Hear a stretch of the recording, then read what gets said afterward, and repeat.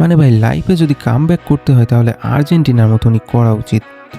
মাত্র 13 minute 15 second আর এই সময় বদলে গেল পুরো ম্যাচের গল্প। বিশ্ব চ্যাম্পিয়ন আর্জেন্টিনা তখন হারের মুখে। ৭৯ মিনিটে মিশরের কাছে ২-০ গোলে পিছিয়ে ছিল মেসির দল। মনেই হচ্ছিল এইবার বুঝি অঘটনের সাক্ষী হতে যাচ্ছে বিশ্বকাপ। কিন্তু চ্যাম্পিয়নরা যে শেষ বাঁশি বাজার আগ পর্যন্ত হার মানেটা, সেটা আবারও প্রমাণ করে দিল আর্জেন্টিনা। প্রথমে ক্রিস্টিন রোমানের হেডে ব্যবধান কমে, এরপর জাদুকরী ফিনিশিংয়ে সমতায় ফেরেন লিওনেল মেসি।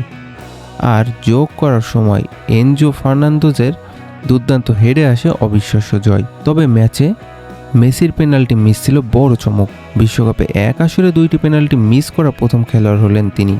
কিন্তু শেষ পর্যন্ত মেসির আর্জেন্টিনা দেখিয়ে দিল চ্যাম্পিয়নদের আসল শক্তি শুধু ভালো খেলা নয়, শেষ মুহূর্ত পর্যন্ত লড়াই করার মানসিকতা। এমন কামব্যাক কি বিশ্বকাপের সেরা ম্যাচগুলোর তালিকায় থাকবে? আপনার মতামত কমেন্টে জানান। তাহলে মেসি কি আবারও প্রমাণ করে দিল চ্যাম্পিয়নরা কখনো শেষ পর্যন্ত হার মানে না?